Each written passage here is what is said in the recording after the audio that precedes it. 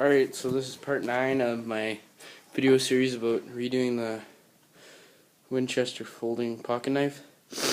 There's the forged billet sort of blade kind of thing. I'm not expert in blacksmith terminology. There's the original blade. Yeah, I cut myself a couple times. So I'm just gonna grind this down quick, and then do a little bit of grinding on the surface, get some of the hammer marks out a little bit. Then I'm gonna heat treat this bad boy.